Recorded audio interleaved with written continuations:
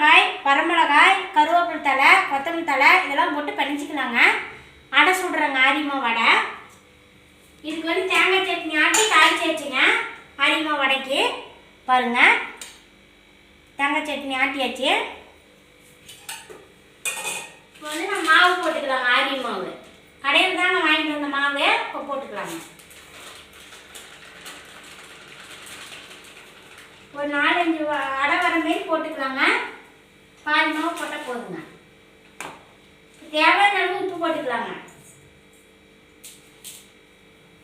இது சலிக்க வேண்டியது இல்லைங்க, புது மாவு தான். அப்படியே போட்டுக்கலாம். நல்லா கலந்து விட்டுக்கலாங்க. இப்போ தேவையானதெல்லாம் போட்டுக்கலாங்க. வெங்காயம், பச்சை மிளகாய், வரமிளகாய், கருவேப்பிலை தழை, கொத்தமல்லி தழை இதெல்லாம் போட்டுக்கலாங்க.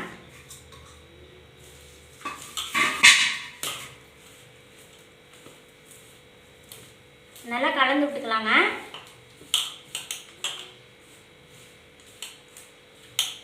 இப்போ தண்ணி தெளித்து பெஞ்சிக்கலாங்க.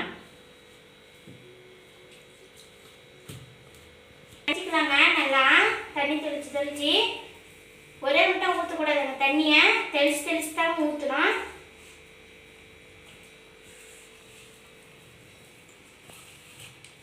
நல்லா உதிரி விட்டு தாங்க நல்லா பிசைஞ்சி வரணும்.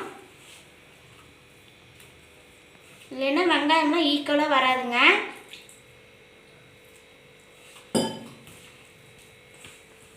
ஆரியமாவும் வெங்காயமும் ஒரே ஈக்குவலாக இருக்கணுங்க. அப்போ தாங்க அடைக்கு நல்லா டேஸ்ட்டாக இருக்குங்க சாப்பிடும் போது.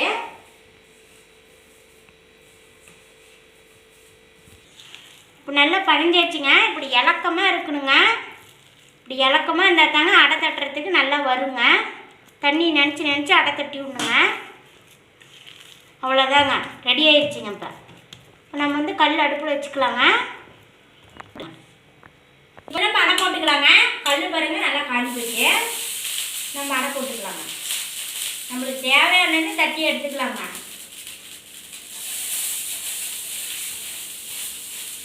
தண்ணியை கை நினச்சி வச்சு அழுத்துடுங்க. அப்போ தாங்க அடை கொஞ்சம் நல்லா வரும். ஒவ்வொருத்தரும் இலையில வச்சு தட்டி போடுறாங்க. நம்ம இப்படி போட்டால் தாங்க அது டேஸ்ட் கொடுக்கும். நல்லா உடம்புக்கு நல்லா ஹெல்த்தியான பண்ணோங்க, ஆரோக்கியமான பண்ணோம். குழந்தைங்களுக்கெல்லாம் நல்லா செஞ்சு கொடுத்தா நல்லா விரும்பி சாப்பிடுவாங்க. அதெல்லாம் உடம்புக்கு நல்ல சத்துங்க.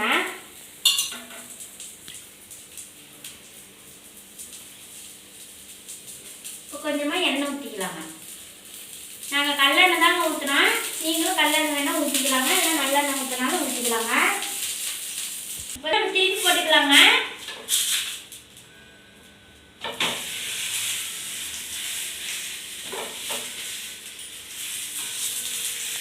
பாருங்கள், அடை ரெடி ஆகிட்டுக்குதுங்க. நம்மளுக்கு எத்தனை பெரிய அடை வேணுனாலும் நம்ம போட்டுக்கலாங்க. சின்னதாக வேணாலும் போட்டுக்கலாம், பெரிய அடை வேணாலும் போட்டுக்கலாங்க. வந்து உணர்ந்து போயிடுங்க மாவு. அப்பப்போ நம்ம நல்லா பிசைஞ்சு விட்டுங்க. கொஞ்சம் தண்ணியில் கை வச்சு நினச்சி எடுத்தோம்னா நம்மளுக்கு ஒட்டாமல் வந்துடுங்க. பாருங்க, அவ்வளோதாங்க. ஒவ்வொருத்தர் இலையில பேப்பரில் வச்சு போடுவாங்க. நாங்கள் அப்படி போட மாட்டோங்க. அப்படியே கல்லில் வச்சு நம்ம அமுத்திக்கலாங்க. இதுக்கு தேங்காய் சட்னி, வந்து தக்காளி சட்னி இதெல்லாம் வச்சு சாப்பிட்டா நல்லா டேஸ்ட்டாக இருக்குங்க. உடம்புக்கு நல்லா ஹெல்த்தியான பண்ணுங்க.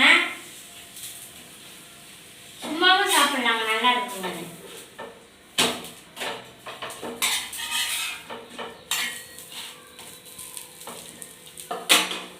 அது நல்லா வேவிட்டுங்க.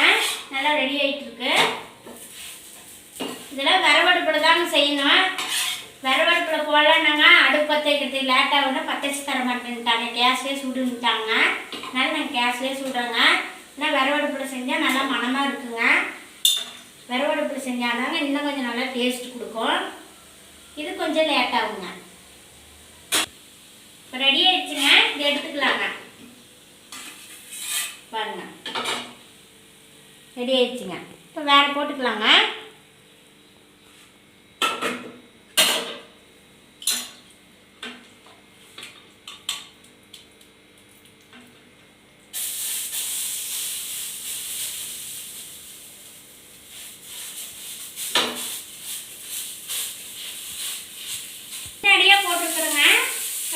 ஊற்றிக்கலாம் நம்ம.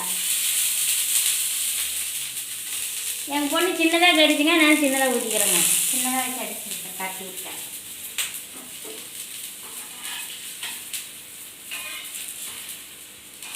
மக்கள் ரெடி ஆயிடுச்சுங்க மக்கள், வாங்க சாப்பிடலாம். பாருங்க,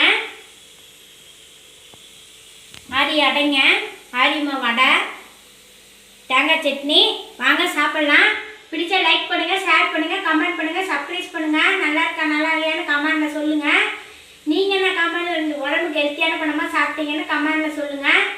பிடிச்ச லைக் பண்ணுங்கள். நன்றிங்க.